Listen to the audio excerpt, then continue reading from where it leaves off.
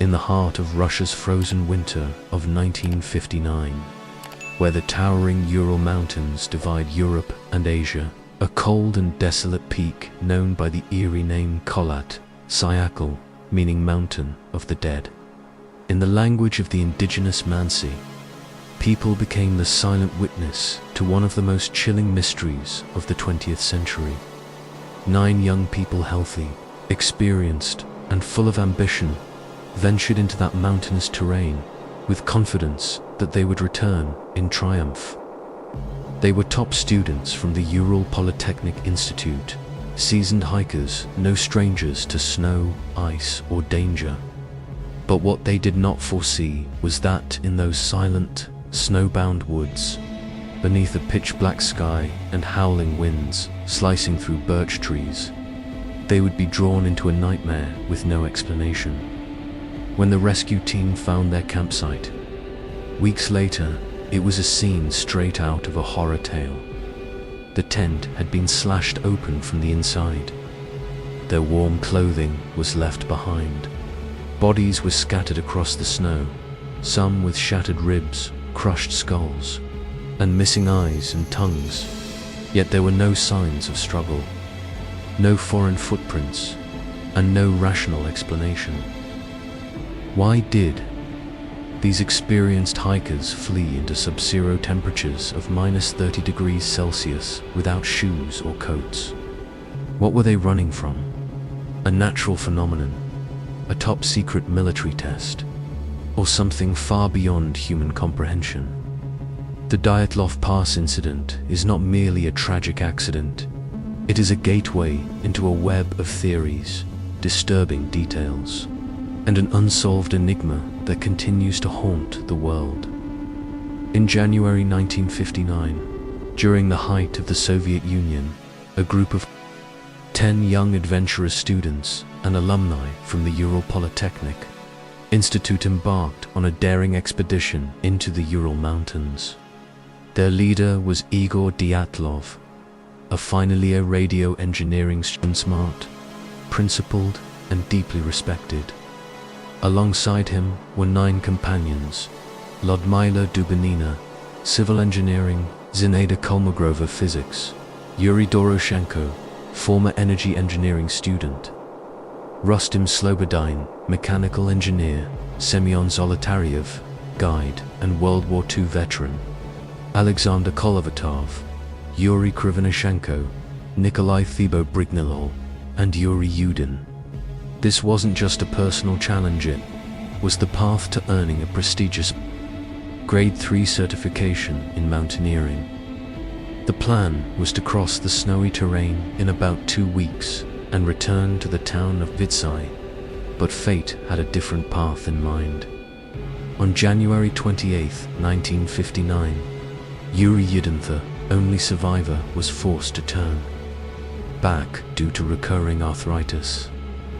He said goodbye to the group with a heavy heart, unaware that he had just escaped death.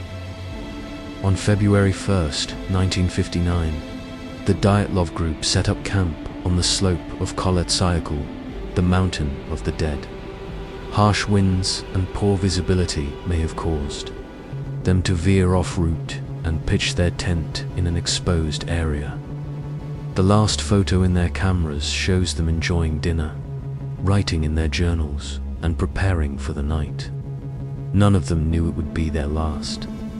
On February 26, 1959, after 3 weeks of snow, the rescue team, comprising friends, colleagues, and soldiers, found the last thing they wanted to see: the Dyatlov group's tent, partially buried in the snow. The tent, once their final shelter, was slashed from the inside, as if someone panicked and chose to cut their way out rather than unzip it. And not just one cut, there were multiple chaotic slashes, hinting at a desperate escape by the whole group. Inside, sleeping bags were untouched. Shoes were left behind, food uneaten. It looked like they fled with no time to grab anything. Despite the brutal -30 degrees Celsius cold, none of them took jackets or flashlights. They ran from the tent, half asleep, unprepared, driven by a survival instinct so overpowering it bypassed logic. Outside the tent, footprints of 8 or 9 people were found in a straight line, not scattered or erratic. Stranger still, they were barefoot or in socks. Some wore only one shoe. In such deadly cold, this was suicide, but still, they walked calmly, silently like trapped souls in a lucid nightmare, about 900 meters from the tent, beneath a tall, solitary pine tree. 2 bodies were found, Yuri Krivonishenko and Yuri Doroshenko, nearly naked, dressed in only underwear and thin shirts, barefoot. Their skin was scorched, blistered as though burned. A small campfire nearby was too weak to keep them warm. Their palms were torn open, blood dried on the bark. They had tried to climb the tree, clawing at it desperately, searching for escape or vantage. Krivonishenko had apparently bitten off a piece of his own hand, a sign of extreme panic, mental breakdown, or unimaginable pain. The tree's higher branches, up to 5 meters high, were broken. Did they climb to see something? Hide from something? Fight something off? But there were no other footprints, no blood trails, no weapons. Just 2 nearly naked bodies, curled in death, eyes wide open, staring into the dark woods. Following the trail back toward the tent, 3 more bodies were found: Igor Dyatlov, Zenaida Kolmogorova, and Rustem Slobodin, spaced apart as if they had tried to crawl back, collapsing one by one as their strength faded. Igor Dyatlov was found on his back, fists clenched in a defensive posture. His front teeth were missing because unknown, his face pale from the cold, but his body showed signs of struggle.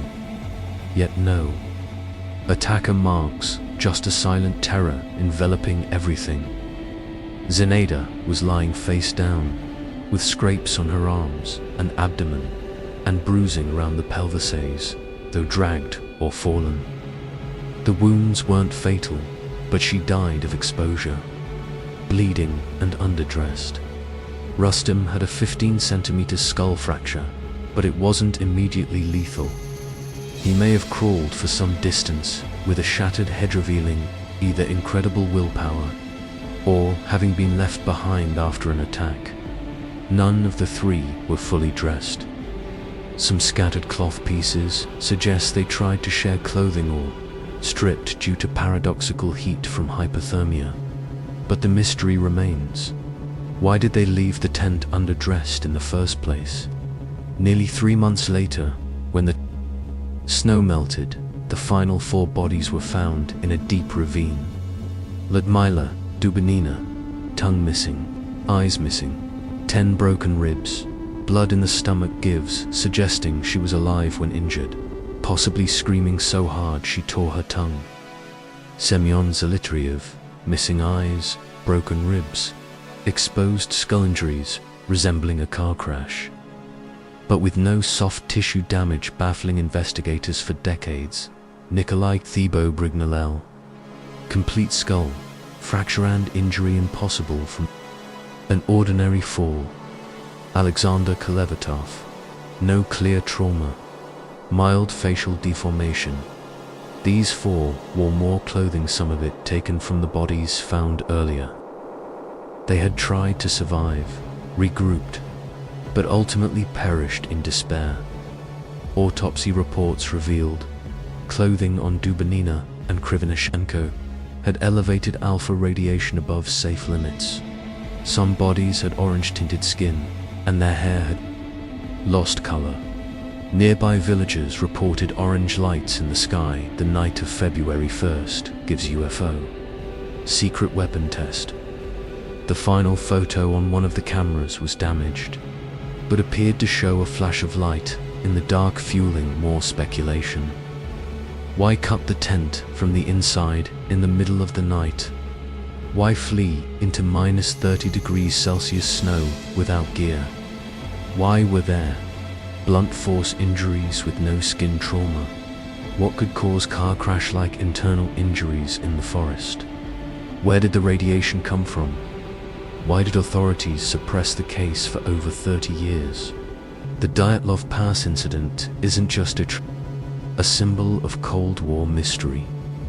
It intertwines spirituality, psychology, military secrecy, and modern conspiracy. We will never know what really happened on Dead Mountain that year. Perhaps the truth is buried beneath the Ural snow forever. Ural, the sole survivor,